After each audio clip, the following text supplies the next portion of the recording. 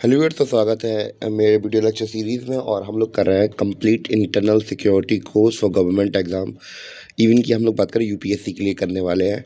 और मेरा नाम है सानंत और स्टार्ट करते हैं अपना चैप्टर बिना किसी देरी के, जो कि आज का चैप्टर होने वाला हमारा बॉर्डर मैनेजमेंट।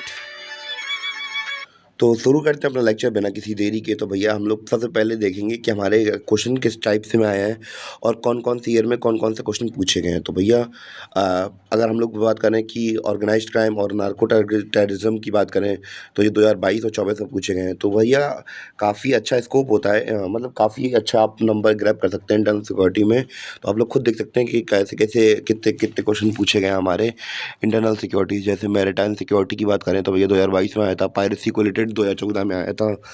साइबर सिक्योरिटी को लेकर 22, 21, 20 में आया था। और साइबर ड्रोन प्रोजेक्ट को लेकर 19, 18, 17 में आया था। 16 में भी आया था। और क्लाउड होस्टिंग को लेकर 2015 में आया था। सोशल मीडिया को लेकर 2013 में आया था। साइबर वेयरफेयर के बारे में 2013 में आया था। Encrypted social media, एनक्रिप्टिंग and social media के बारे में 2024 में आया था।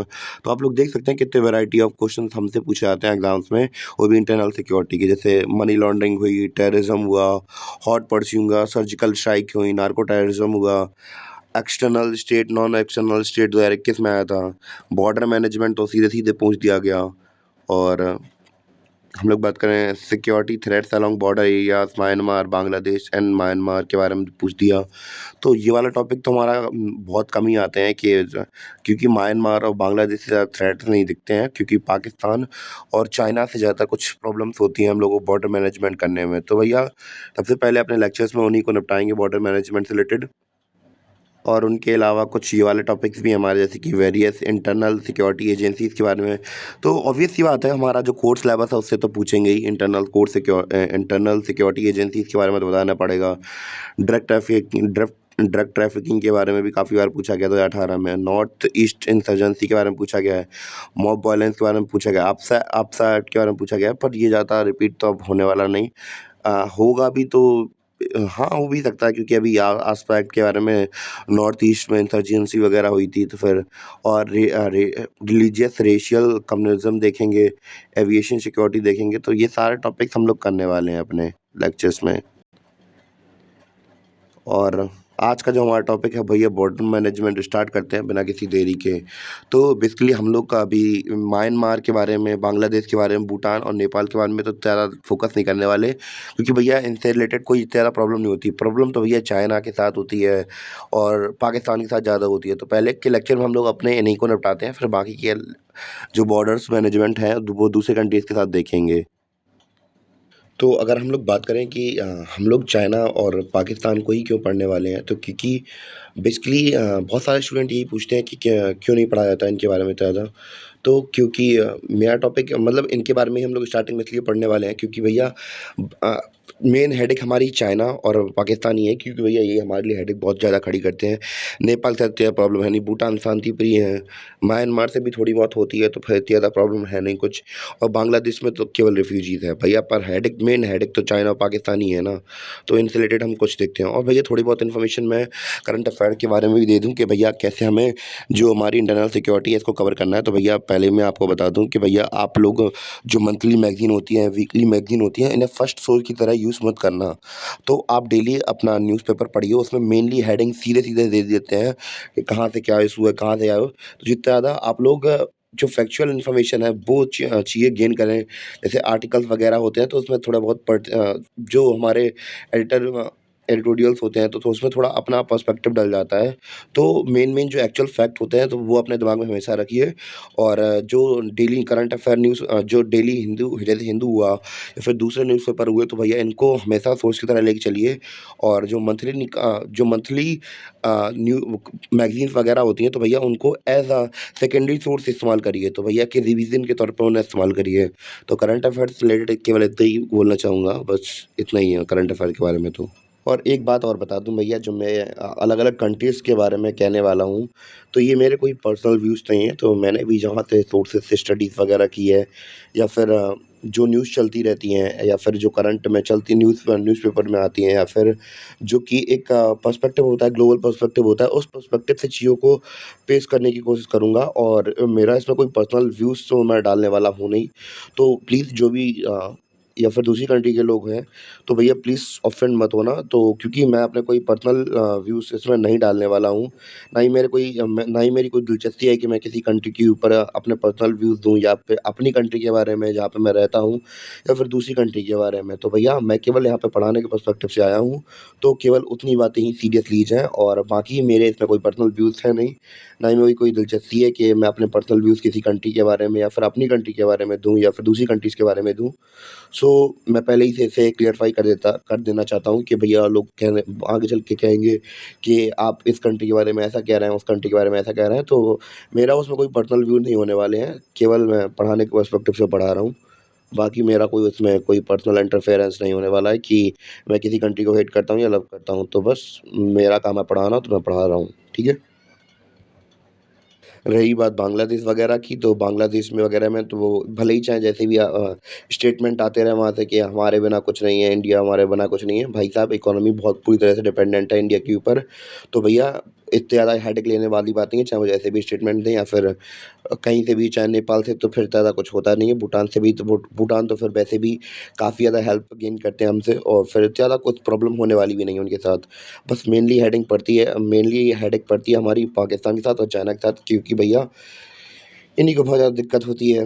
भले ही चाहे, अब बहुत से लोग ये कहते हैं कि भैया ये पाकिस्तान वाले के साथ आप लोग नेगोशिएट क्यों नहीं करते हैं? भाई साहब, जो अगला आदमी जब आपकी रिस्पेक्ट ही नहीं करता है कि हमें कुछ करना है, तो भैया आप अपनी तरफ से क्यों भाई साहब इतनी ज़्यादा मेहनत करी जाए? फिर जब उन्होंने खुद टेररिज़्म को पालना है, तो फिर क्या ही कह दें? तो मैं फिर से कह दूँ कि मेरा कोई पर्सनल पर्सपेक्टिव नहीं है। ऑब्वियसली हमारी कंट्री में रिपोर्ट्स पब्लिश होती हैं, तो उस हिसाब से बोल रहा हूँ मैं। क्लियर? तो इस वजह से हम पाकिस्तान, चाइना को पढ़ते हैं, और बाकी को थोड़ा कम मतलब स्कोर किया जाता है बॉर्डर मैनेजमेंट की, जब इश्यूज़ वगैरह आती हैं। क्योंकि भैया बहुत इश्यूज़ तो हमारे पाकिस्तान और चाइना के साथ ही हैं, ज़्यादातर होते हैं, इन्हीं को ज़्यादा प्रॉब्लम होती है। तो इसलिए इनको ज़्यादा पढ़ने के बारे में प्रेफ़र करेंगे हम लोग।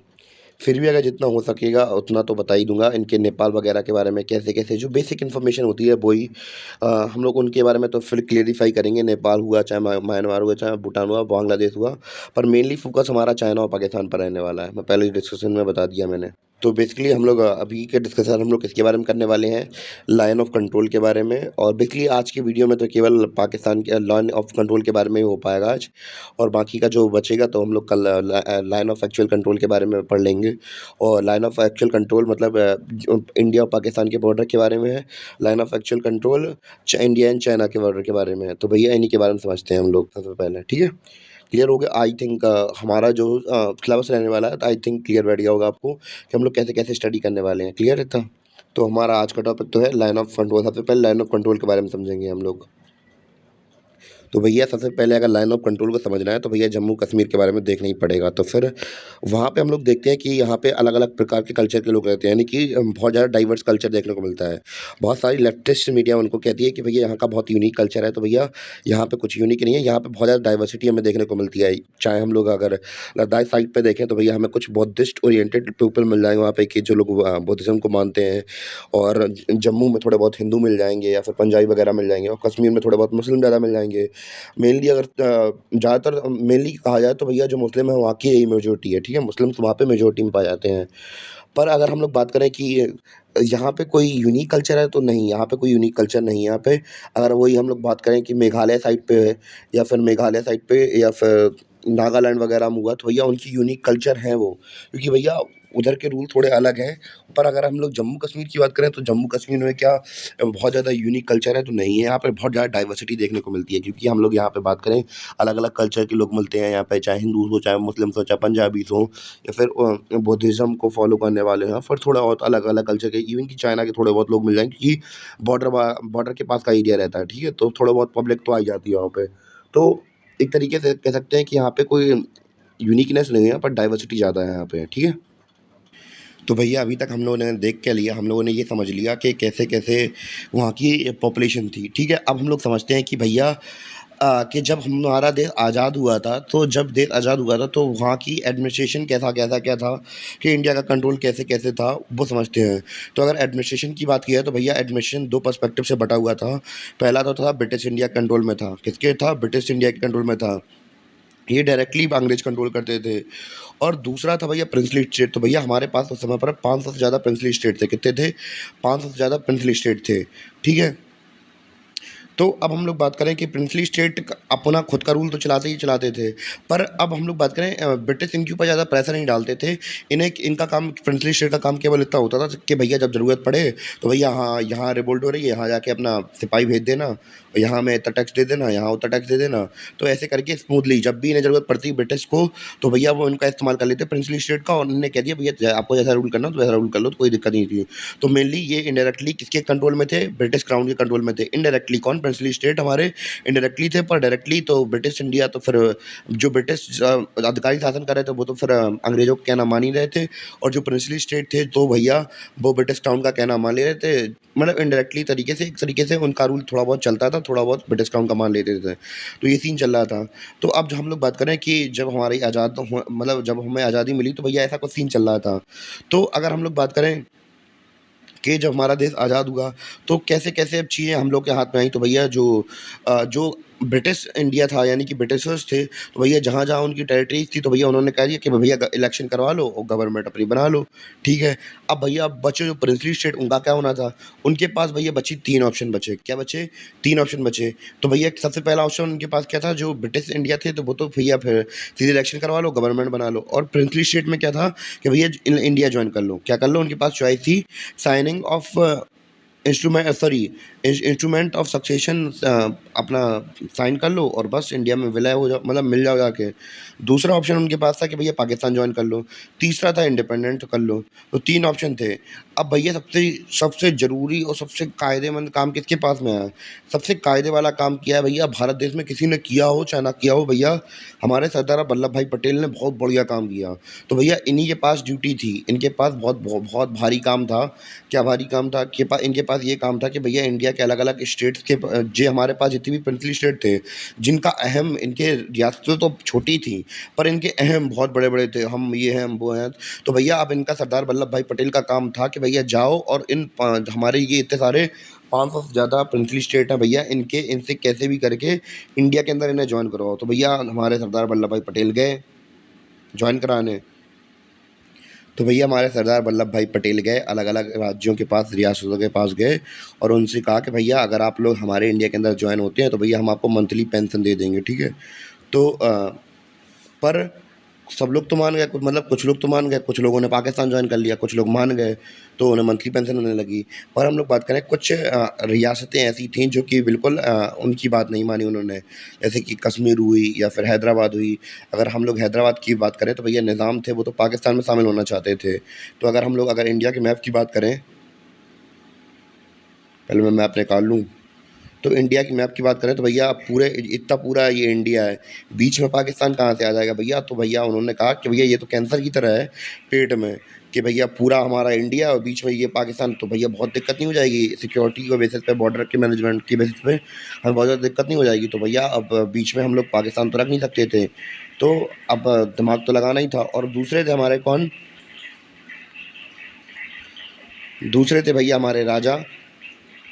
तो भैया हैदराबाद को तो आर्मी भेज के उन्हें शांत थोड़ा करवा दिया गया। पर हम लोग बात करें कि जम्मू कश्मीर के जो राजा हैं, ये हैं राजा हरी सिंह। कौन है? राजा हरी सिंह है ये, ठीक है। तो भैया इन्होंने डिसाइड किया कि भैया ना ही अभी हम इंडिया में शामिल हो रहे हैं, ना ही हम पाकिस्तान में शामिल हो रहे हैं। तो भैया अब जो इंडियन गवर्नमेंट थी वो तो वेट कर रही थी कि हाँ भैया वेट करते हैं क्या होता है, देखते हैं क्या होता है, ठीक है। और भैया पाकिस्तान की क्या अप्रोच थी? तो पाकिस्तान तो भैया कह ही रहे थे। तो पहला उनका रीज़न ये था कि भैया कि हमें क्या बनाना है, हम उनका बेसिकली अगर ये बात की जाए, तो भैया उनका प्रोपेगेंडा क्या था पाकिस्तान बनाने का, कि भैया अगर यहाँ पे अगर हम लोग इंडिया के अंदर रहेंगे, तो भैया हमारी जो मुस्लिम माइनॉरिटीज़ हैं, तो भैया जो हिंदू अप्रकाश हैं, तो वो उनके ऊपर अटैक करेंगे और उनको परेशान करेंगे, उनके ऊपर रूल करेंगे। तो भैया इसलिए हम अलग से पाकिस्तान बनाया। तो भैया ये लोगों को बेवकूफ़ बनाने के लिए उन्होंने प्रोपेगेंडा फैलाया था पूरे इंडिया भर में, कि इसलिए आप कसम पाकिस्तान को ज्वाइन कर लीजिए, वरना फिर प्रॉब्लम हो जाएगी आपके साथ। तो भैया अब हम लोग जम्मू कश्मीर की बात करें, जम्मू कश्मीर में जो मेजर पॉपुलेशन थी वो कैसी थी? मुस्लिम पॉपुलेशन थी, पर राजा कौन से थे? हिंदू थे हमारे। वही अगर हम लोगों ने अभी हैदराबाद की बात की थी, तो हैदराबाद में राजा कैसे थे? मुस्लिम। इवन कि बहुत ज़्यादा रिच थे वो, कौन? निज़ाम वहाँ के हैदराबाद के। वो राजा कैसे था? मुस्लिम राजा थे, और वहाँ की पॉपुलेशन कैसी थी? हिंदू थी।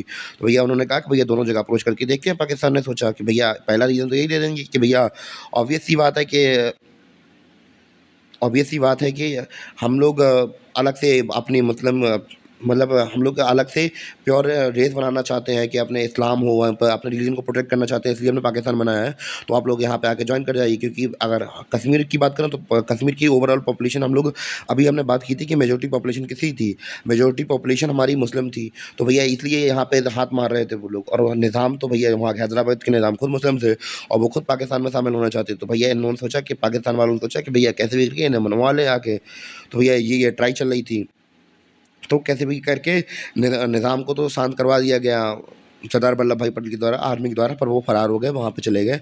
और हम लोग बात करें इनकी, हरी सिंह महाराज की, तो भैया इन्होंने यही डिसाइड किया कि भैया ना हम अभी भी पाकिस्तान में शामिल हो रहे हैं, ना ही हमें इंडिया में शामिल हो रहा है। तो इनका ओपिनियन ये था।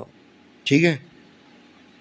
तो भैया हमने देखा कि पाकिस्तान के पास 2-2 अलग-अलग रीज़न थे कि भैया कि हमें कश्मीर अडॉप्ट करना है, क्योंकि भैया यहाँ पे मुस्लिम पॉपुलेशन रहती है ज़्यादा। और अब फिर इसके बाद क्या हुआ कि भैया जैसे ही हम लोग बात करें, अप्रॉक्स बात चली गई अगस्त 1946 से लेकर अगस्त 1947 तक। तो भैया जो जिन्ना साहब थे उन्होंने क्या कह दिया भैया, बहुत गंदी चीज़ की थी इन्होंने। इन्होंने एक्चुअली आदेश दे दिए कि रिवाइड्स कराओ, दही दंगे करवाओ, पूरे देश भर में दंगे होंगे, अब दंगे होंगे। हमें जब तक सेपरेट अलग से स्टेट नहीं चाहिए, जब तक हमें अलग से सेपरेट स्टेट नहीं मिल रहा, हमें अलग से अपनी मुस्लिम्स के लिए अलग से कंट्री नहीं मिल रही, दंगे करवाएँगे। भाई साहब पूरे देश भर में दंगे चलने लगे, बंगाल में हिंदूस मारे जा रहे थे, कश्मीर में मुस्लिम्स मारे जा रहे थे, तो हर जगह दंगे मच रहे थे। इधर इधर इधर कॉम्पिटिशन इधर ये चल रहा था कि 4 हिंदू वहाँ मरे, 5 मुस्लिम वहाँ मरने चाहिए। 5 कॉम्पिटिशन मच रहा भाई, ब्रूटैलिटी की हद पार हो गई उस समय पर। तो ये सब सीन चल रहा था। तो भैया अब सेम कंडीशन कश्मीर में भी चल रही थी। तो कश्मीर में भी भैया मुस्लिम टारगेट किए गए, जो निर्दोष मुस्लिम्स थे उन्हें मारा गया। तो भैया अब क्या हुआ? सेंटीमेंट बहुत बुरे सेंटीमेंट उठने लगे कि भैया ये हिंदू राजा हैं, मुस्लिम को बचा नहीं था, अगर चाहते तो कुछ कर लेते। पर ऐसे सेंटीमेंट उठने लगे, बहुत सारी बातें होने लगी। तो भैया ऐसा टाइम चल रहा था पीक पे, क्योंकि भैया हिंदूस भी मारे जा रहे थे बंगाल साइड पे। तो भैया अब सेंटीमेंट ये उठने, एंटी एंटी राजा सेंटीमेंट उठने लगे कि भैया राजा साहब को हटाओ, राजा साहब सही नहीं कर रहे हैं, कि भैया मुस्लिम को बचा ही नहीं रहे हैं। तो ये सीन चलने लगा वहाँ पे, सेंटीमेंट आइयोट सीन उठने लगे। तो भैया इसी पॉइंट पर पाकिस्तान ने क्या किया? भैया पाकिस्तान ने भेजी, अपनी आर्मी भेजी। ठीक है? उन्हें क्या कहा गया? इंडियन मुजाहिदीन कहा गया। तो भैया वॉरियर वगैरह जो भी आप समझ लीजिए, तो भैया इन्होंने अपनी आर्मी भेजी। पर ये अडॉप्ट मानते ही कभी नहीं है कि भैया हमने अपनी आर्मी वगैरह भेजी, ये सब सीन चलता रहता है। और मतलब हमेशा से यही चलता रहा है कि भैया ये अपने आतंकवादी भेजते रहते हैं। मैं पहले ही फिर से बता दूँ कि भैया मेरा कोई किसी कंट्री के खिलाफ पर्सपेक्टिव नहीं है, जो रिपोर्ट सामने आती है उसके हिसाब से मैं बोल रहा हूँ कि इंडियन गवर्नमेंट रिपोर्ट पेश करती है, उसके हिसाब से बता रहा हूँ कि भैया कि काफ़ी मतलब कि उन लोगों ने अपनी आर्मीज़ वगैरह भेजी। और जब वो लोग अपनी आर्मी वगैरह भेजते रहते हैं और टेररिस्ट अटैक होते रहते हैं, तो भैया बाद में यही निकल के आता है कि भैया हमने कुछ नहीं किया, हमने कुछ नहीं किया। पर सबको पता है कि किसने क्या नहीं किया है, पर मैं उसके बारे में ज़्यादा जानना नहीं चाहता। तो भैया इंडिया भर में राइट चल रहे थे। फिर पाकिस्तान ने अपनी आर्मी वगैरह भेज दी वहाँ पे कश्मीर के ऊपर अटैक करने के लिए। तो फिर वहाँ पे कश्मीर के अंदर सीन क्या चल रहा था, जब वहाँ से अटैक वगैरह होने लगे, तो सीन क्या चला? पहले मैं वो वाली स्लाइड निकाल लूँ जहाँ पे लिखा हुआ है। हाँ, तो मिल गई भैया स्लाइड। तो अगर हम लोग बात करें कि जब उन्होंने अपनी आर्मी भेज दी, तो भैया जो हमारे राजा साहब थे, ये चले गए भैया दिल्ली। कहाँ चले गए? दिल्ली चले गए। और दिल्ली जाने के बाद ये दिल्ली चले गए, और अपनी आर्मी से इन्होंने यही स्टेटमेंट किया कि भैया अपने देश को बचाना है, अपने राज्य को बचाना है। तो भैया कैसे भी करके अपनी आर्मी को इन्होंने ऑर्डर दिया और दिल्ली चले गए। कहाँ पे? दिल्ली। कि भैया इंडियन आर्मी के पास गए कि भैया वहाँ जाके हमें अपने कंट्री की सुरक्षा करनी है। तो भैया ये सीन चल रहा था वहाँ पे। और हम लोग बात करें कि पाकिस्तान की अगर बात की है, तो भैया वो अपने हम लोग बात करें, टेररिस्ट अटैक होते तो रहते हैं। वो बस यहाँ पे भी कुछ लोग, यहाँ पे इंडिया के अंदर भी बहुत सारे लोग ऐसे होते हैं, तो वो ये कहते रहते हैं कि इलेक्शन आ रहे हैं, इस वजह से इंडियन गवर्नमेंट ने ही कुछ कराया होगा, जो पॉलिटिकल पार्टी वाले हैं उन्होंने कुछ कराया होगा। ऐसा कुछ नहीं है कि वहाँ से अटैक हो रहा है। तो भैया ऐसा सीन चलता रहता है इंडिया के अंदर। और हम लोग देख रहे थे कि भैया हमारे जो राजा साहब थे दिल्ली पहुँच गए, और उन्होंने मदद मांगी भैया इंडियन गवर्नमेंट से कि भैया कैसे भी करके हमें बचाओ। तो भैया वहाँ से इंडियन ट्रूप्स भेजी गई, इंडियन आर्मी भेजी गई वहाँ पे। कहाँ पे? कश्मीर में। तो वहाँ से आर्मी भेजी गई। तो भैया उनके साथ-साथ हम लोग बात करें, अब पाकिस्तान ने जब अटैक कर दिया, तो पाकिस्तान ने अटैक कर दिया, तो उनका कहना क्या था कि भैया हम लिबरेट करने आए हैं, बचाने के लिए आए हैं मुस्लिम्स को, यहाँ के लोगों को। तो भैया अब वो लोग कर के रहे थे यहाँ पे बार्बरिक एक्टिविटीज़ कर रहे हैं, जैसे कि रेप करना होगा, मर्डर करना होगा, लोगों को मारना होगा। तो भैया यहाँ की हम लोग बात करें, जो छोटी-सी आर्मी थी, हम लोग बात करें हरी सिंह जी की, तो भैया वो तो लड़ ही रही थी, रेजिस्ट कर ही रही थी, छोटी-सी आर्मी थी, ज़्यादा बड़ी आर्मी नहीं थी। और हम लोग बात करें कि वहाँ के लोग यूनाइट होके, इवन कि मुस्लिम्स, हिंदूस, बुद्धिस्ट, अलग-अलग प्रजाति के लोग, जो कि हम लोग वहाँ पे बात कर रहे थे, डाइवर्सिटी थी वहाँ पे, वो सभी के सभी लोग बचा रहे थे अपने कंट्री को कि भैया वो लोग अटैक कर रहे थे इतना ज़्यादा। और बहाना क्या था कि भैया मुस्लिम को लिबरेट करना है, मुस्लिम खुद अपने लिए बचा रहे हैं, आप वहाँ पे जाके अटैक कर रहे हैं। इतनी ब्रुटैलिटी हो रही थी वहाँ पे कि लोगों के साथ रेप हो रहे थे, औरतों के साथ रेप हो रहे थे, वहाँ पे लोगों को मारा जा रहा था, तो ये सीन हमें देखने को मिल रहा था। तो बहुत हल्ला-गुल्ला हुआ वहाँ पे। तो बाद में क्या हुआ कि भैया जब इतनी सारा टाइम मिल गया, एक तो सही बताएँ तो वहाँ पे बहुत ज़्यादा टाइम मिल गया उन्हें अटैक करने के लिए, जो पाकिस्तान से आर्मी आई थी। तो भैया पाकिस्तान ने आर्मी ने यहाँ पे अटैक कर दिया और इतना हिस्सा पूरा का पूरा उन्होंने कब्ज़े में कर लिया। तो भैया इसी को क्या बोला गया? सीज़ फायर लाइन बोला गया। क्या है? सीज़ फायर लाइन है। इस साइड है इंडिया और इस साइड है पाकिस्तान, पीओके, पाकिस्तान ऑक्यूपाइड कश्मीर है। तो भैया उन्होंने इसे क्या कहा? उन्होंने इसे कहा आज़ाद कश्मीर। कि भैया हम तो लिबरेट कर रहे थे कि भैया यहाँ पे इतने ज़्यादा रॉयट्स हो रहे थे, मुस्लिम्स को मारा जा रहा, तो भैया हमने इन्हें आज़ाद कर दिया, तो भैया ये आज़ाद कश्मीर है। इवन कि बहुत से इंडिया के अंदर काफ़ी बार बहुत सारे राइटर्स ऐसे भी होते हैं जो क्या लिख देते हैं न्यूज़पेपर में, इंडिया ऑक्यूपाइड कश्मीर, जो कि हमारे पास कश्मीर है उसे इंडिया ऑक्यूपाइड कश्मीर कर देते हैं, कह देते हैं।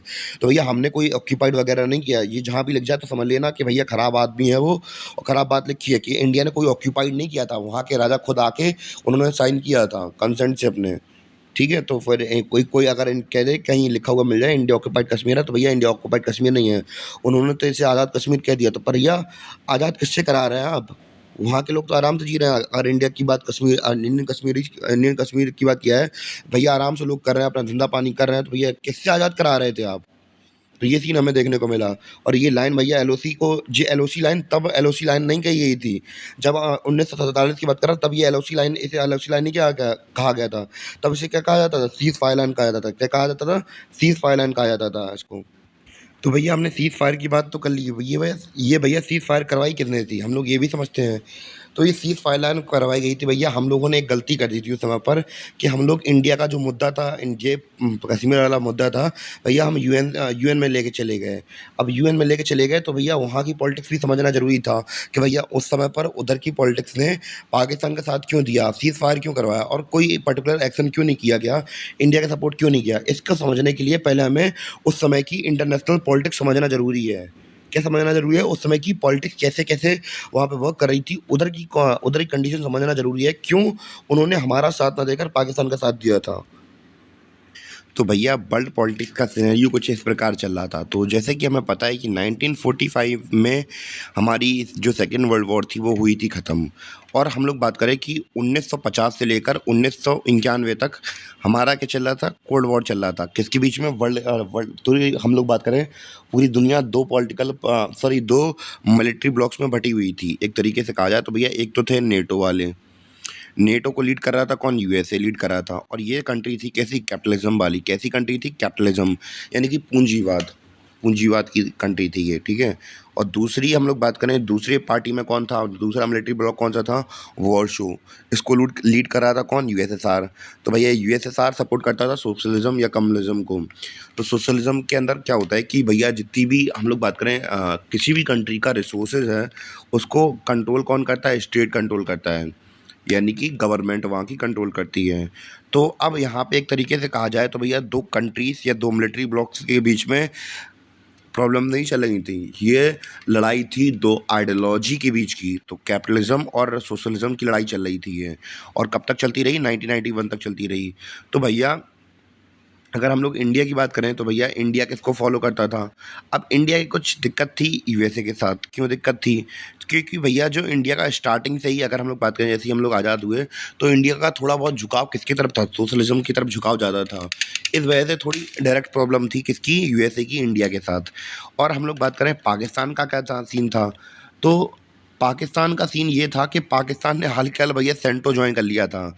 तो भैया नेटो का ही एशियन वर्जन है सेंटो, यानी कि सेंट्रल ट्रीटी ऑर्गेनाइजेशन। तो भैया ये था नेटो का एशियन वर्जन था, तो भैया इसने सपोर्ट कर लिया, पाकिस्तान ने जॉइन कर लिया। अगर इंडिया के अंदर भी बात करें तो भैया मुस्लिम लीग ने भी पहले ही अंग्रेज़ों का साथ दिया था, तो भैया वो थोड़े नरमी बरतते थे किसकी तरफ, मुस्लिम लीग की तरफ। और वैसे ही पाकिस्तान ने भैया सेंटो जॉइन कर लिया, that is Asian version of NATO. तो इसको जॉइन कर लिया, तो भैया जो यूएसए था वो थोड़ा सपोर्ट किसकी तरफ दे रहे थे, पाकिस्तान की तरफ दे रहे थे। और इंडिया के साथ थोड़े बहुत इशू थे, क्योंकि भैया इंडिया ने भी उस समय पर, हम लोग बात करें जब हम लोग बात करें, इन्होंने नॉन अलाइनमेंट मूवमेंट चलाया था, तो भैया इन्होंने पहले ही कह दिया था नॉन अलाइनमेंट मूवमेंट, अगर आप लोगों ने पढ़ा है तो भैया वही है कि भैया इंडिया का सीधा सीधा स्टेटमेंट यही था कि भैया हम लोग ना यूएसएसआर की तरफ होंगे ना यूएसए की तरफ होंगे। तो भैया थोड़ा बहुत दिक्कतें चल रही थी यूएसए और इंडिया के बीच में। तो भैया अब इसीलिए सीज फायर किसने कराया था, यूएसए ने सीज फायर कराया था उस समय पर। अब भैया आप खुद बताइए कि जब इंडिया की उनके यूएसए के साथ, यूएसए और इंडिया की दिक्कत चल रही है और पाकिस्तान का उनके ऊपर सपोर्ट है, तो भैया आप लोग खुद सोच के देखिए किसका सपोर्ट करेगी यूएसए। सीज फायर क्यों करवाया उन्होंने? अब भैया ऑब्वियस सी बात है कि भैया पाकिस्तान का सपोर्ट करने के लिए बनवाया था सीज फायर उन्होंने। तो जैसा कि हम लोगों ने बात की थी अपने नॉन अलाइनमेंट मूवमेंट की, यानी कि नाम की, तो भैया हम लोगों ने ये नाम अडॉप्ट किया तो किया क्यों था, तो उस समय पर, तो भैया उस समय पर हमें पता है कि उस समय पर 2 ग्रुपिंग चल रही थी, नेटो और वॉरसो चल रही थी। तो भैया हम लोगों ने ये नॉन अलाइनमेंट मूवमेंट क्यों चलाया? तो हमने एक सपोर्ट क्यों नहीं किया किसी को? क्योंकि भैया उस समय पर हम लोग बात करें, हम लोग नए-नए इंडिपेंडेंट हुए थे, तो उस समय के लीडर्स ने ये सोचा कि भैया अगर हम लोग इनके बीच में घुसते हैं, तो भैया हमें अपने रिसोर्सेज़ तो खर्च करने पड़ेंगे ना। क्यों अगर और हम लोग, दूसरी बात ये है कि भैया हमारे देश में खुद इतनी गरीबी है कि भैया हम लोग इतना अफोर्ड ही नहीं कर पाएँगे कि हम लोग रिसोर्स खर्च कर पाएँ। तो कहीं न कहीं उनकी आइडियोलॉजी ये सही भी थी कि भैया हम लोग क्या करेंगे, नॉन अलाइन्ड रहेंगे, यानी कि अलग रहेंगे। हम लोग सेल्फ डिपेंडेंट रहेंगे, तो किसी के ऊपर डिपेंड नहीं करेंगे, ना ही अपने मार्केट इतने ज़्यादा दूसरे कंट्रीज़ के लिए खोलेंगे। तो इस वजह से हमने नॉन अलाइनमेंट मूवमेंट स्टार्ट कर दिया था, और हमारे यूएसए के साथ रिलेशन उस समय पर इतने अच्छे नहीं चल रहे थे। और आज के समय की बात है तो भैया आज के समय पर पूरा यूरोप हम पे मरा पड़ रहा है। क्यों? क्योंकि भैया हमारे पास, thank to the market of the and population of the our country, क्योंकि भैया हमारे यहाँ की पॉपुलेशन बहुत ज़्यादा है, और भैया मार्केट काफ़ी अच्छा बड़ा मार्केट है हमारे पास। तो भैया दुनिया भर हमारे लिए अपने प्रोडक्ट बेचेंगे कहाँ पे? इंडिया ही में तो बेचेंगे, इसलिए रिलेशन काफ़ी अच्छे बना के चल रहे हैं आज समय पर। पर उस समय पर इतने अच्छे चल नहीं रहे थे। तो भैया यूएसए ने सपोर्ट तो पाकिस्तान का कर दिया था। क्यों किया था भैया? मैंने आपको पहले ही बता दिया था कि भैया उन्होंने सेंटो जॉइन कर ली थी। That is Asian version of NATO, ठीक है? तो इतना क्लियर हो गया। और इंडिया का झुकाव किसके ऊपर था भैया? सोशलिज़्म के ऊपर इनका झुकाव थोड़ा ज़्यादा था। इस वजह से यूएसए हाल के हाल इमीडिएट में क्या आया भैया, वो जंग में उतर मतलब बीच में जब इंडिया फुल फ्लेज वॉर करता उससे पहले ही उतर पड़े, बीच में आ गया। तो भैया उन्होंने कहा कि भैया आप लोगों को लड़ाई नहीं करनी चाहिए। तो भैया इन्होंने सीज़ फायर एग्रीमेंट करा दिया। क्यों करवा दिया? तो भैया मैंने आपको पहले ही बता दिया कि भैया पाकिस्तान के साथ मिल चुके थे ये, और उनकी थोड़ी सी बहुत साँठ-गाँठ थी, और इंडिया के साथ थोड़ी प्रॉब्लम थी इनकी। तो भैया कैसे भी करके जब हमारे लीडर्स ने यूएन में मुद्दा खींच ही दिया, और मुद्दा जब खिंच गया, तो भैया नेटो में हमें पता है कि सभी की सभी क्या है, वेस्टर्न कंट्री है, वेस्ट डोमिनेटेड कंट्री थी। यूएन यूएन हमारा जो यूएन सिक्योरिटी काउंसिल है, तो वो क्या है, वो वेस्ट डोमिनेटेड है, और वेस्ट की सारी कंट्रीज किसके कंट्रोल में आती हैं? जो वेस्ट की ज़्यादातर कंट्री है ना, वो नेटो को कंट्रोल करती हैं, मतलब नेटो के अंदर ही आती हैं। और नेटो कौन करता है? यूएसए करता है। और यूएसए के साथ इंडिया की प्रॉब्लम है, और पाकिस्तान के साथ उनकी साठगांठ मिली हुई है। तो भैया आप लोग खुद समझ रहे होंगे कि किसका सपोर्ट करेगा यूएसए, क्यों सीज फायर कराई गई होगी, क्यों भैया एलओसी बनाई होगी। तो भैया ये सब आपके दिमाग में क्लियरली बैठ गया होगा। क्यों बैठ गया होगा? क्योंकि भैया हमने आपको पूरा तरीके से, अच्छे तरीके से समझा दिया। क्योंकि भैया एक समरी तौर पे बता दें कि भैया नेटो और जो यूएसए था, यूएसए के साथ ही था पाकिस्तान। इंडिया से थोड़ी दिक्कत चल रही थी, इस वजह से उन्होंने सीज फायर करा दिया था। इतना समझ में आ गया? और भैया एक चीज़ और बता दूँ आपको कि भैया आज के समय पर यूएसए या फिर वेस्टर्न कंट्रीज़ हम पे इतना ज़्यादा ट्रस्ट क्यों करती हैं? तो पहले के समय की अगर हम लोग बात करें कि हम लोग कैसे थे, हमने आपको पहले ही बता दिया कि हम लोग सोशलिस्ट, भले ही हम लोग चाहें वॉरसो में शामिल ना हुए हों, क्योंकि भैया अगर वॉरसो में शामिल होते, वॉरसो के अंदर शामिल होते, तो भैया हमारे साथ यही होता कि भैया वॉरसो के, अगर वॉरसो की एक कंट्री के ऊपर अगर हमला होता, तो भैया दूसरी कंट्री को सपोर्ट देने जाना पड़ता। अगर नाटो के अंदर शामिल होते, तो भैया नाटो के अंदर भी यही है कि अगर एक कंट्री के ऊपर अटैक होगा, तो भैया सभी कंट्री एक साथ आ जाएंगी। तो भैया हम लोगों ने न्यूट्रल रहना सही समझा, तो इसलिए हमने नॉन अलाइनमेंट मूवमेंट सपोर्ट कर दिया, ठीक है। पर कुछ भी कहा जाए तो भैया हमारा थोड़ा बहुत झुकाव किसकी तरफ था? हम लोग सॉफ्ट थे थोड़े बहुत सोशलिज्म की तरफ, तो भैया सोशलिज्म की तरफ सपोर्ट थे। और यूरोपियन कंट्रीज कैसी हैं ज़्यादातर? वो यूरोपियन कंट्रीज कैपिटलिज्म को फॉलो करती हैं। किसको फॉलो करती हैं? कैपिटलिज्म को फॉलो करती हैं। पर हमारे 1991 तक हमारे उनके साथ रिलेशन इसीलिए अच्छे नहीं थे कि भैया हम लोग सोशलिज्म को फॉलो करते थे, और वो लोग सोशलिज्म को पसंद नहीं करते थे। तो भैया इसीलिए हमारे रिलेशन उनके साथ अच्छे नहीं रहे। पर 1991 के बाद हमें पता है कि भैया हमारे एलपीजी रिफॉर्म रिफॉर्म्स आए और हम लोग थोड़े-थोड़े क्या होने लगे, यानी कि हम लोग दूसरे कंट्रीज़ के लिए थोड़े बहुत ओपन होने लगे। यानी कि हम लोगों को जब एलपीजी रिफॉर्म्स आए, तो हम लोग थोड़े-थोड़े अब अगर हम लोग अब अगर अपनी इकोनॉमी की बात करें, तो हमारी इकोनॉमी अब पूरी तरह से सोशलिस्ट इकोनॉमी नहीं है। सोशलिस्ट इकोनॉमी पूरी तरह से नहीं है। अब हम लोग थोड़े बहुत मिक्स्ड इकोनॉमी हो चुके हैं अब लोग के, क्योंकि भैया हम लोग अब थोड़ा बहुत कैपिटलिज़्म की तरफ भी बढ़ रहे हैं धीमे-धीमे। अब हम लोग ये नहीं कह सकते कि हमारी पूरी जो कंट्री है वो केवल और केवल सोशलिज़्म को फ़ॉलो करती है। अब हम लोग कैपिटलिज़्म की तरफ भी बढ़ रहे हैं और हमारी फ़ॉरेन पॉलिसीज़ या फिर अलग-अलग सेक्टर्स हम लोग बात करें जो हमारी पहले की पॉलिसीज़ थी, अब वो चेंज हो रही हैं। इसलिए दूसरी कंट्रीज़ हमारे साथ रिलेशन बनाने के लिए इंटरेस्टेड हैं, चाहे जर्मनी हो, चाहे फ्रांस हो, चाहे दूसरी कंट्रीज़ हों। अब उनका ट्रस्ट धीमे-धीमे हमारी तरफ बिल्ड हो रहा है। क्यों? क्योंकि भैया हम लोग अपनी आइडियोलॉजी अब धीमे-धीमे चेंज कर रहे हैं। तो इतना क्लियर हुआ आपके लिए?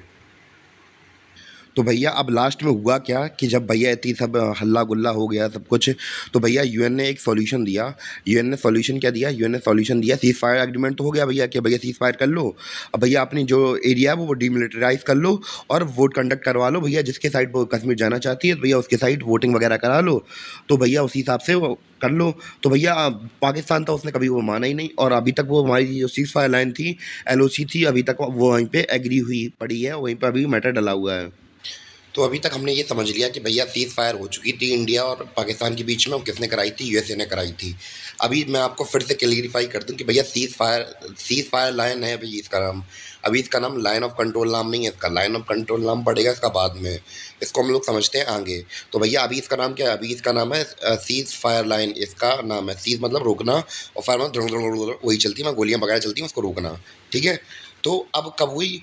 Born out of Jammu Kashmir was कब हुई थी? 1947 1948 में सीज़ फायर लाइन भैया बन के तैयार हो गई थी हमारी वहाँ पे कि हाँ, यहाँ पे रोक देनी है वॉर।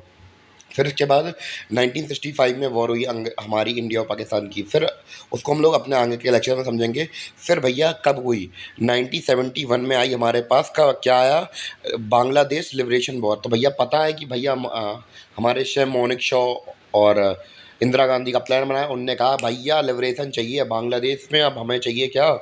अब भैया बांग्लादेश हमें नई कंट्री बनाना है, तो भैया इसलिए बांग्लादेश लिबरेशन वॉर भैया स्टार्ट हुई। और भैया ये कितने इसकी ड्यूरेशन कितने दिनों तक की? भाई साहब 2 हफ्तों में वॉर खत्म कर दी, पूरा कचरा साफ। अब पाकिस्तान बहुत बुरी तरह से हार गया इसमें, ठीक है? अब हम लोग बात करेंगे, जब वॉर में हार गया तो भैया वॉर में अब जब कोई युद्ध होता है तो भैया युद्ध में सैनिक तो होते ही हैं और सैनिक पकड़े भी जाते हैं। तो भैया वॉर ऑफ प्रिजनर्स, पीओवी क्या है यहाँ पे? Prisoners of war, prisoners of war. तो अब जब प्रिजनर्स ऑफ वॉर की बात चल रही थी तो भैया अब प्रिजनर्स ऑफ वॉर काफ़ी भारी मात्रा में हमने उनके सिपाही पकड़ लिए हैं और इवन की वीडियोज़ भी हैं उनके। तो आई थिंक शायद हैं या नहीं है, मुझे कंफर्म नहीं है शायद।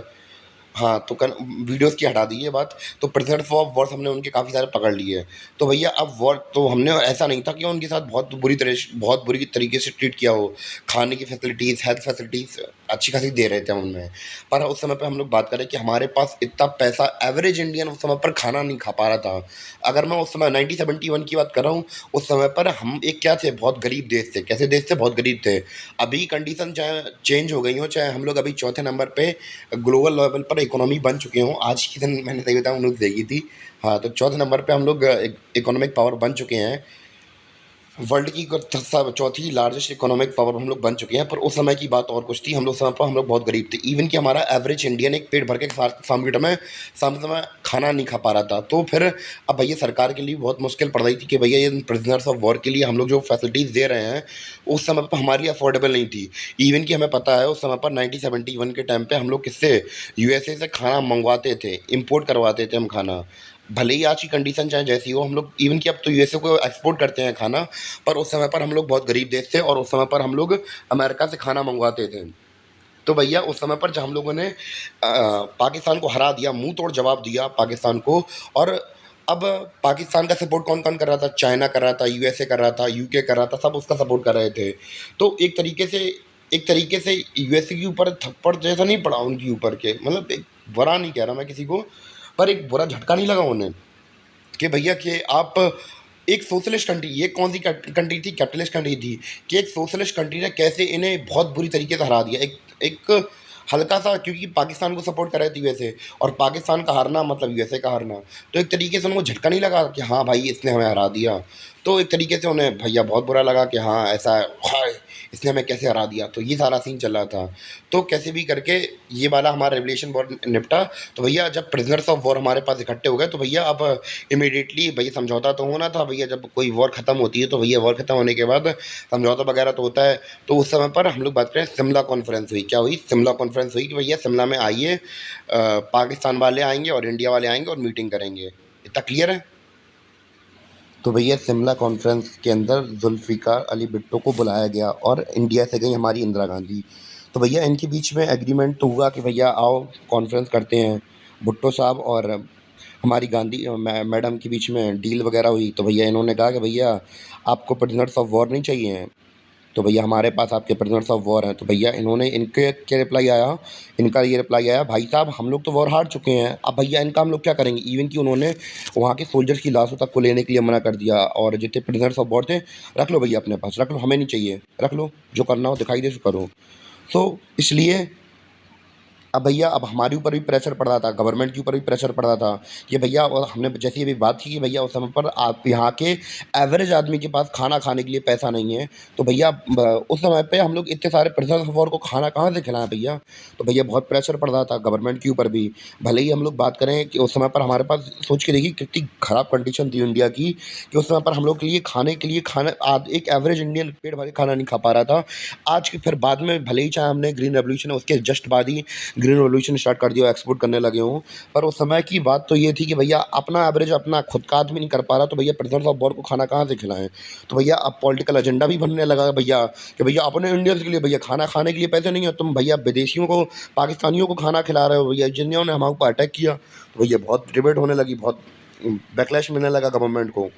तो भैया जिस शिमला कॉन्फ्रेंस हुई, तो शिमला कॉन्फ्रेंस में जो भैया ट्राई किया इंदिरा गांधी ने कहा कि भैया हमारे पास काफ़ी सारी पीओके में टेरिटरीज भी हैं आपकी, और इवन कि हम लोग बात करें कि हमारे पास आपके इतने सारे प्रिजनर्स ऑफ वॉर हैं, मतलब इतने सारे आपके सिपाही हमारे पास हैं। तो भैया अब आपको हमें पीओके देना पड़ेगा। तो भैया उन्होंने कहा पागल, दिमाग दिमाग खराब हो गया क्या आप क्या, भैया रखो अपने पास ही प्रिजनर्स ऑफ वॉर, हम तो वॉर हार चुके हैं भैया, हमारे काम के नहीं है कोई सिपाही, डेड बॉडी भी आप एक्सेप्ट करने से मना कर दिया। तो भैया अब इंदिरा गांधी सोच रही है अब क्या करें यार जी को। और इवन कि उस समय पर यूएसए, यूके और चाइना सब सपोर्ट कर रहे थे कैसे पाकिस्तान को। अब जब भैया इतना सपोर्ट मिला, तो भैया अब इंदिरा गांधी ने सोचा यार कि अब सपोर्ट, अब इनका इतना सपोर्ट है भैया, और पाकिस्तान की उन्हें कोई टेंशन नहीं थी, पाकिस्तान को वो जब चाहे जब हरा सकते थे। पर हम लोग बात करें कि इंदिरा गांधी अब और आइसोलेशन नहीं चाहती थी, कि भैया इतनी ज़्यादा आइसोलेशन से हमें प्रॉब्लम होने लगती है, क्योंकि भैया ट्रेड गरीबी भी ये देखने को मिल रही थी हमें। और अब नहीं चाहती थी कि भैया इंटरनेशनली आइसोलेशन मिले हमें अगर इंटरनेशनल मार्केट से। तो इसलिए उन्होंने अब आखिरकार हम लोग बात करें एक एग्रीमेंट पर, इंडिया और पाकिस्तान एग्री हो गया कि भैया एक डिसीजन लेते हैं, भैया शिमला टीटी कर लेते हैं हम लोग। तो भैया 1972 में शिमला टीटी, शिमला कॉन्फ्रेंस के बाद शिमला टीटी हुई। तो शिमला टीटी के अंदर क्या क्या हुआ हम लोग वो देखते हैं। तो शिमला टीटी के अंदर सबसे पहले हुई सीज ऑफ फायर। तो हम लोगों ने सीज ऑफ फायर के बारे में बात की थी, सीज फायर लाइन के बारे में बात की थी, कब 1947 1948 में सीज फायर लाइन हो गई थी हमारी इंडिया और पाकिस्तान के बीच में, जो अभी हाल बताई थी, अपनी डिस्कशन की थी पहले पहले। तो भैया अब उसे क्या बना दिया गया, लाइन ऑफ कंट्रोल कर, मतलब लाइन ऑफ कंट्रोल बना दिया गया उसे, ठीक है। तो भैया उसे क्या कह दिया गया, एलओसी कह दिया गया। इसमें दोनों कंट्रीज राजी हो गई कि भैया हाँ, हमें हमें भी कोई दिक्कत नहीं है, आपको भी कोई दिक्कत नहीं है, कि भैया दोनों फिक्स हो गई कि भैया मैप में ग्राउंड लेवल पर लेंथ में सबको पता है कि हाँ भैया यहाँ से यहाँ तक आपकी टेरिटरी है, यहाँ से यहाँ तक आपकी टेरिटरी है, और दोनों कंट्रीज म्यूचुअली रिस्पेक्ट करेंगी कि भैया हम आगे नहीं बढ़ेंगे और आप पीछे नहीं बढ़ेंगे। तो भैया एक तरीके से समझौता टाइप में हो गया शिमला टीटी में, कि भैया लाइन ऑफ कंट्रोल के आगे ना आप जाएंगे ना हम जाएंगे, फिक्स ग्राउंड हो गया, फिक्स मैप में कहाँ कितनी ग्राउंड में कितनी है, लेंथ कितनी है, तो ये सब फिक्स कर दिया गया लाइन ऑफ कंट्रोल को। तो भैया दूसरा शिमला ट्रीटी के अंदर क्या हुआ, पहला तो हमने देख लिया कि सीज फायर लाइन को भैया लाइन ऑफ कंट्रोल बना दिया गया। दूसरा ये हुआ कि प्रिजनर्स ऑफ वॉर थे, यानी कि जो हमारे सिपाही पकड़े गए थे, हमारे भी कुछ पकड़े गए थे और उनके भी पकड़े गए थे, तो भैया एक्सचेंज कर लिया गया कि भैया हमारे जितने सिपाही यहाँ हमें दे दो, और आपके जितने हैं तो हम आपको दे दे रहे हैं। तो भैया दूसरा क्या हुआ, exchange of prisoners of war हुआ। पहला हमने क्या देखा, सीज फायर लाइन को भैया लाइन ऑफ कंट्रोल बना दिया गया, और जितने भी हमारे प्रिजनर्स ऑफ वॉर थे उनको वापस कर दिया गया। इतना क्लियर हुआ, 2 पॉइंट क्लियर हो गए शिमला टीटी के। तो भैया अब बात करेंगे तीसरी चीज़ के बारे में, यानी कि तीसरा पॉइंट क्या था शिमला टीटी का। तो तीसरा पॉइंट ये था कि भैया ना ही एलओसी को इंडियंस क्रॉस करेंगे, कि भैया ना ही इंडियन आर्मी वहाँ जाके ढूँ ढूँ ढूँ करेगी, ना ही पाकिस्तान आर्मी आके ढूँ ढूँ ढूँ इंडिया में करेगी आके। तो भैया ये 3 पॉइंट रखे गए किसमें, शिमला टीटी के अंदर। और चौथा पॉइंट क्या रखा गया, चौथा पॉइंट ये रखा गया कि भैया no no external intervention in Kashmir issue, यानी कि कोई बाहर से आके उंगली नहीं कर सकता है कि भैया आप सीज़ फायर कर लीजिए, ये कर लीजिए, फलाना कर लीजिए, ठिकाना कर लीजिए, दूसरा व्यक्ति आके उंगली नहीं करेगा। तो भैया कश्मीर का मुद्दा बायलैटरल है भैया, हम इंडिया और पाकिस्तान खुद ही निपटा लेंगे। बाहर से कोई कंट्री नहीं आना चाहिए या फिर बाहर से कोई एक्सटर्नल फोर्स नहीं आना चाहिए जो कि हमें मजबूर करे कि भैया हम लोग इस इशू में ये करें या फिर वो करें। तो कोई बाहर से इशू नहीं आना चाहिए, एक्सटर्नल इंटरवेंशन नहीं होना चाहिए। जो होगा इंडिया और पाकिस्तान देख लेंगे, ठीक है। तो ये कुछ 4 पॉइंट थे हमारी शिमला टीटी के अंदर शामिल कर लिए गए। तो ये चीज़ें शिमला टीटी के अंदर हुई हमारी। इतना क्लियर हुआ? तो भैया अभी तक हमने ये 4 पॉइंट समझ लिए अपने, ठीक है। अब जब 4 पॉइंट हमने देख लिए शिमला टीटी में हो गए हमारे, तो अब भैया अब आती है इंटरेस्टिंग बात। चौथा पॉइंट, तीसरा पॉइंट भैया बहुत ज़्यादा इंपॉर्टेंट है, ध्यान रख लेना। तीसरा पॉइंट इज़ बहुत ज़्यादा इंपॉर्टेंट फॉर अवर अर्ली वो फ्यूचर डिस्कशंस। तो भैया तीसरा पॉइंट बहुत ज़्यादा इंपॉर्टेंट होने वाला है। क्यों? क्योंकि भैया अभी आपने कुछ दिनों पहले, कुछ हफ्तों पहले भैया इंडिया में ऑपरेशन सिंदूर खेला गया था। क्या खेला गया था? ऑपरेशन सिंदूर चला था। क्या चला था? ऑपरेशन सिंदूर चला था। तो ऑपरेशन सिंदूर में भैया हमने क्या देखा? हमने ये देखा कि भैया अंग्रेज उन लोगों ने मुस्लिम्स, सॉरी मैंने मुस्लिम बोल दिया, गलत, मुझे ये नहीं बोलना चाहिए था। तो ऑपरेशन सिंदूर के अंदर जो पाकिस्तान था, पाकिस्तान ने क्या किया? अभी हमें पता है कि पहलगाम अटैक हुआ। क्या हुआ? पहलगाम अटैक हुआ। कब? 2025 में पहलगाम अटैक हुआ।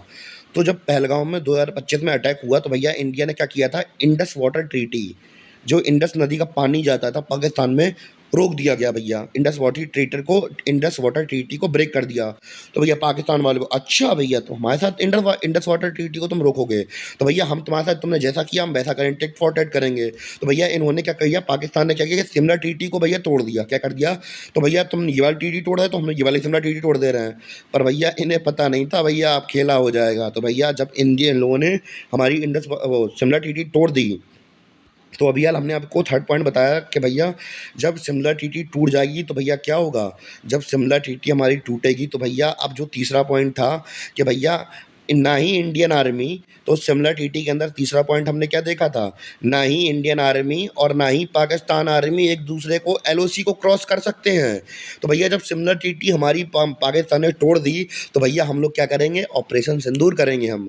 तो भैया अब हम लोग उनकी टेरिटरी के अंदर जा सकते हैं, ऑब्वियसली जा सकते हैं। और पाकिस्तान अब क्या कर रहा है? अब पाकिस्तान ने क्या किया? पाकिस्तान ने यही किया कि भैया चौथा पॉइंट क्या था इसका? तो 2 पॉइंट तो हमारे कोई काम के नहीं है अभी कि भैया प्रिजनर्स ऑफ वॉर कोई रिलेवेंस नहीं रखता है, और सीज ऑफ फायर भी अब इतना ज़्यादा कोई रिलेवेंस रखता नहीं है। तो भैया तीसरा और चौथा पॉइंट तो भैया बहुत ज़्यादा इंपॉर्टेंट है, क्योंकि अब पाकिस्तान क्या कर रहा है? अब पाकिस्तान क्या कर रहा है कि भैया अब दूसरी कंट्री के अंदर जाके, चाहे अब वो चाइना के पास जाए, चाहे यूएसए के पास जाए, चाहे यूएन के पास जाए, किसी भी कंट्री के पास जाके अपना मैटर रख सकता है कि भैया हमारे और इंडिया के बीच में ये प्रॉब्लम चल रही है, तो आप आके सॉल्व कर दिए। तो भैया चौथा पॉइंट, शिमला टीटी जब टूटी गई है तो चौथा पॉइंट भी तो रख सकते हैं अब लोग। अब दूसरी कंट्रीज भी आके इंटरवेंस कर सकती है ना इंडिया और पाकिस्तान के वो इनके कश्मीर इशू को लेकर। तो भैया ये तो ओपन हो गया। अब इसके साथ तीसरा वाला भी तो ओपन हो गया भैया कि भैया अब हम भी तो भैया आपकी टेरिटरी के अंदर पार कर सकते हैं, एलओसी को पार कर सकते हैं। क्यों? क्योंकि भैया आपने शिमला टीटी तोड़ दी है, तो भैया इसलिए तो ऑपरेशन सिंदूर रखा गया था। ऑपरेशन सिंदूर के अंदर हुआ क्या कि भैया हम उनकी टेरिटरी के अंदर गए और घुस के उनके जो हमारे टेररिस्ट कैंप थे जहाँ पे अटैक हुआ, तो भैया ऑपरेशन सिंदूर चलाया गया, बदला लिया गया भैया पहलगाम अटैक का। तो इतना क्लियर हुआ? तो भैया अभी तक हमने ये देख लिया, अब थोड़ा बहुत समराइज़ भी कर लेते हैं। अब जितना हमने पढ़ा था पूरा पूरा समराइज़ कर लेते हैं। तो भैया 1947 और 48 में हम लोग बात करें कि कश्मीर वॉर हुई, कश्मीर में वॉर हुई, और वहाँ पे हमें क्या देखने को मिला? सीज़ फायर लाइन देखने को मिली। किसने करवाई थी? यूएसए ने करवाई थी। क्यों करवाई थी? क्योंकि भैया पाकिस्तान के ज़्यादा करीब थे वो, और इंडिया थोड़ी बहुत प्रॉब्लम हो रही थी। अब चाहे वो हम लोगों ने पहले डिस्कशन कर लिया था, और ये मैं समरी दे रहा हूँ। तो भैया इतना समझ में आया, तो सीज़ फायर लाइन बन के तैयार हो गई थी हमारी उस समय पर। फिर हम लोगों ने 1971 में बांग्लादेश लिबरेशन वॉर देखी। तो बांग्लादेश लिबरेशन वॉर में क्या हुआ कि हमने पाकिस्तान को बहुत बुरी तरीके से हरा दिया, और उसके बाद जो एक तरीके से यूएसए को भी झटका लगा कि हाँ भैया उनके पास थोड़ी पावर है, और कैसे सोशलिस्ट कंट्री ने हमें हरा दिया। तो भैया ये देखने को मिला। फिर इसके बाद हम लोग बात करें 1972 में शिमला टीटी हुई हमारी पाकिस्तान के साथ, इसमें कि सीज़ फायर को क्या बना दिया गया? एलओसी बना दिया गया। और क्या क्या हुआ था शिमला टीटी के अंदर? हम लोग फिर दोबारा से देख लेते हैं, तो ज़्यादा कुछ बड़ी बात है नहीं है। तो हम लोगों ने सीज़ फायर लाइन को हम लोगों ने लाइन ऑफ कंट्रोल बना दिया था, और उसमें हमने ये कहा था कि दोनों कंट्रीज एक दूसरे की टेरिटरीज को रिस्पेक्ट करेंगी, कि हम अब इंडियन आर्मी आपके पास नहीं जाएगी और आपकी आर्मी हमारे पास नहीं जाएगी। तो भैया और हम लोगों ने जो प्रिजनर्स ऑफ वॉर थे, जितने भी प्रिजनर्स ऑफ वॉर उनके हमने पकड़े थे और जितने हमारे उनके पास थे, तो भैया एक्सचेंज कर लिया गया, दे दिया गया। तीसरा यही देखा था हमने कि भैया ना ही कोई इंडियन आर्मी लाइन एलओसी को क्रॉस करेगी, ना ही पाकिस्तान आर्मी इंडिया एलओसी को क्रॉस करेगी, ये हमने देख लिया था। और चौथा पॉइंट हमने ये देखा था कि कोई भी एक्सटर्नल पार्टी जो कि दूसरी कंट्री होंगी, चाहे वो यूएसए हो, चाहे यूएन हो या फिर दूसरी ऑर्गेनाइजेशन हो, तो वो कोई भी आके हमें उंगली नहीं करेगा। तो चौथी कंडीशन ये रखी थी। तो भैया 1972 में हमने एक सिमला टीटी साइन कर ली थी। कब? 1972 में। फिर इसके बाद हमने देखा अभी के समय पर क्या हुआ, 2025 में, इस साल क्या हुआ, इस साल पहलगांव अटैक हुआ। क्या हुआ? पहलगांव अटैक हुआ। पहलगांव अटैक में हमने देखा कि भैया इंडिया ने सस्पेंड कर दी इंडस वाटर ट्रीटी। क्यों कर दी? कि भैया आप टेररिज्म को पालेंगे और हम आपको देखते थोड़ा ना रहेंगे। तो भैया हमने क्या कर दी, इंडस वाटर ट्रीटी को सस्पेंड कर दिया। तो इसके लिए इसके अपोजिट में पाकिस्तान ने क्या कर दिया, सिमला ट्रीटी को अपोज कर दिया, यानी कि तोड़ दिया।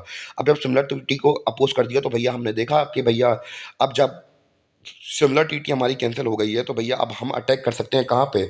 जो हमारा तीसरा पॉइंट था शिमला टीटी के अंदर, कि ना ही पाकिस्तान आर्मी, ना ही कोई इंडियन आर्मी एक दूसरे के टेरिटरी के ऊपर अटैक कर सकती है, ना ही जा सकती, अंदर मतलब क्रॉस नहीं कर सकती है। तो भैया अब जब हमारी शिमला टीटी टूटी गई थी, तो भैया हम लोग ऑपरेशन सिंदूर वो कर सकते थे ना। तो इसलिए हमने अभी कुछ दिनों पहले ऑपरेशन सिंदूर किया और वहाँ जाके सर्जिकल स्ट्राइक की, और जो वो टेररिस्ट कैंप थे भैया उनको तोड़ दिया गया। और भैया आज का लेक्चर केवल यहीं तक था, और उम्मीद है कि आपको समझ में आया हो। और बाकी जो मैंने आपको जितना कुछ समझाया और इसका जो हम लोग बात करें समरी है, तो भैया वो हम कल ही तैयार करके रख देंगे आपके सामने। तो ये रही हमारी समरी पूरी पूरी। और नोट्स वगैरह आपको तैयार करनी है तो भैया कल के लेक्चर में तैयार कर लेना, आज के लेक्चर में प्लीज़ मत करना, क्योंकि कल के लेक्चर में जब आपको मैं ये नोट्स सिखाऊंगा तो भैया इसी के साथ मैं आपको एक्सप्लेन कर दूंगा। पूरा पूरा चैप्टर दोबारा से री एक्सप्लेन हो जाएगा अपना, और अच्छी तरीके से समझ में आ जाएगा। और कल ही के लेक्चर में हम लोग एलएसी के बारे में समझ लेंगे कि क्या थी हमारी एलएसी, क्या थी, क्यों थी, तो वो समझ लेंगे। और बाकी की जो समरी वगैरह है जो हमने अभी तक नोट्स के तौर पर लिखा हुआ था बोर्ड में, अब आपको अब आपको क्या हुआ, लिखा हुआ दिख जाएगा। जैसे कि नोट्स अगर आपको बनाना है तो आप लोग नोट्स वगैरह बना सकते हैं कल के लेक्चर में। तो उम्मीद है कि आपको लेक्चर समझ में आया हो। और वरना बाकी जो मॉडर्न हिस्ट्री के लेक्चर हैं और इकोनॉमिक्स के लेक्चर हैं यूपीएससी के, और अब इंटरनल सिक्योरिटी का तो ये वाला लेक्चर कंप्लीट हो ही गया है, और ये भी आप लोग देख लेना। तो उम्मीद है कि आपको लेक्चर समझ में आया हो, और आशा है कि आप लोग आने वाले समय में बहुत अच्छी अच्छी पोस्ट लें, अच्छी सक्सेसफुल हो जाए अपनी लाइफ में, और इससे ज़्यादा मैं और कुछ नहीं चाहता। और जितने भी हमारे यूपीएससी या दूसरे गवर्नमेंट एग्जाम के कोर्सेज हैं, तो ये सब फ्री में आने वाले हैं। तो भैया आप बिना किसी झिझक के आप लोग पढ़ सकते हैं। और मिलते हैं अपने अगले वीडियो में, तब तक के लिए धन्यवाद, बाय, सी यू, टाटा।